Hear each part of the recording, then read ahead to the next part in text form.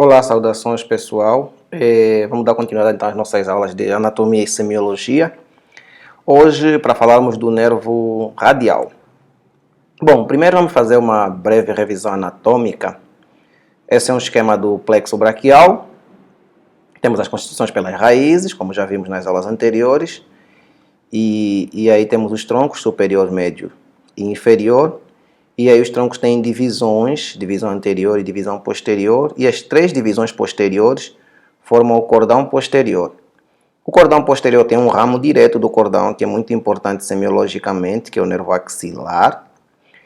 E então o seu ramo terminal é o nervo radial. Então o nervo radial vai conter fibras ou axônios de C5 até C8.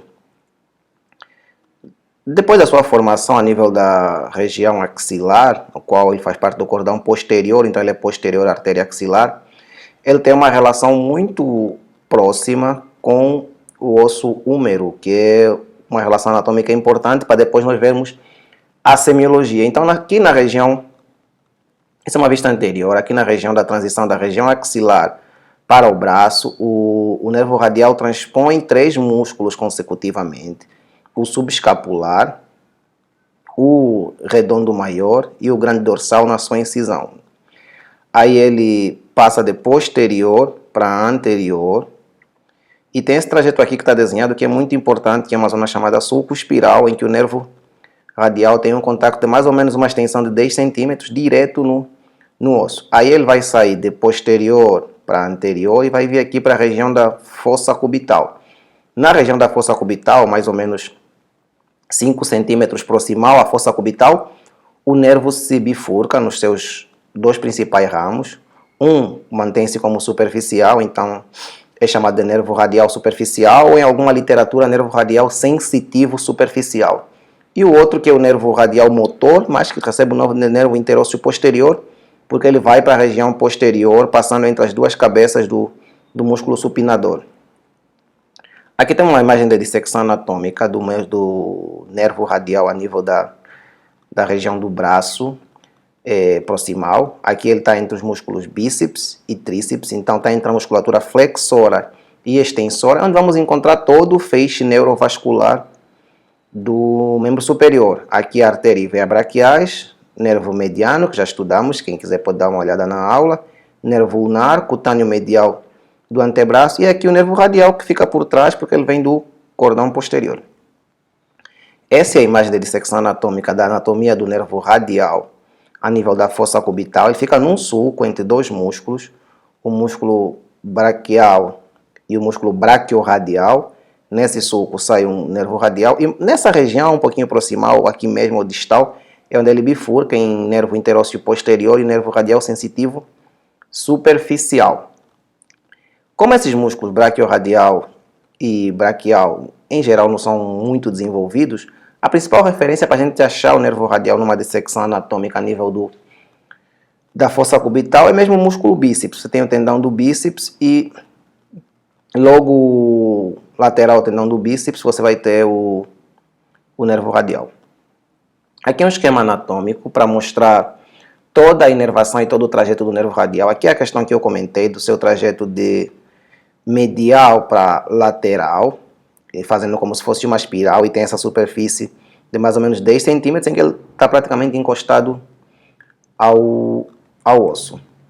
O nervo radial, ele inerva toda ou quase todos os músculos extensores do membro superior, quer o extensor da articulação do cotovelo, o extensor do antebraço, que são os tríceps principalmente, mas também temos os braquiais e braquiorradial, quer os extensores do punho, da mão e dos dedos. E tem uma inervação sensitiva aqui para o dorso da mão, que nós vamos ver que é através do nervo radial sensitivo superficial. Em termos de semiologia, como o nervo radial é principalmente um extensor, quase todos os músculos extensores são inervados para o radial. Então, acho que em termos de compreensão, para quem está aí começando, é um pouquinho mais fácil em relação a outros nervos, porque os extensores quase todos são do radial. Existe uma pegadinha que existe um flexor que se chama flexor radial do carpo. Apesar dele levar o nome radial, ele é inervado pelo mediano. E o outro flexor é o flexor ulnar do carpo, que esse sim é inervado mesmo pelo ulnar. Então, só lembrar que o flexor radial do carpo não tem nada a ver com o nervo radial, mas sim com o nervo mediano. Então, aqui são os músculos inervados pelo radial e aqui a sua inervação sensitiva, a sua inervação cutânea. Ela é bem simples de compreender. No braço, tirando a parte medial, que é inervada pelo cutâneo medial do braço, que é um ramo direto do cordão medial, todo o resto a parte lateral é por ramos do nervo radial, ramos diretos do radial, que são os nervos cutâneos posteriores do braço e cutâneo lateral inferior do braço. E aí no antebraço também a região toda lateral e posterior. A zona mais sensível para você examinar o radial é essa aqui em azul, que é do radial sensitivo superficial. No exame motor, para fazer um exame básico e bem objetivo, não precisamos examinar todos esses músculos inervados pelo radial. Quando a gente vai examinar o paciente, basicamente o que a gente quer distinguir é: o paciente tem uma lesão completa de radial, aí vai ter fraqueza de tríceps, fraqueza de extensão de mão e dedos e déficit sensitivo na mão e no braço. Ou o paciente tem uma lesão só do radial sensitivo, então vai ter só déficit de sensibilidade aqui na mão, ou tem uma fraqueza só do interósseo posterior. Aí vai ter fraqueza de extensão de mão, de dedos, de punhos, mas sem déficit de sensibilidade aqui e com tríceps preservados. Então, basicamente, o que a gente precisa examinar para chegar a essas conclusões é o tríceps, que examina-se pedindo ao paciente para fazer a extensão da articulação do cotovelo contra a resistência e palpando o músculo. É um músculo grande, então dá para quantificar no MRSC, né? A força desde plégico até normal por graus, 1, 2, 3, 4, 5, né?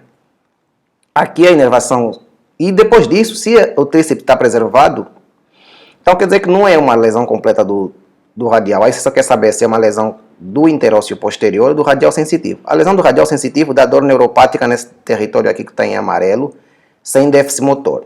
E a do interósseo posterior dá déficit motor dos extensores, sem déficit sensitivo nessa região. Então, você precisa de examinar tríceps e examinar mão, punho e mão.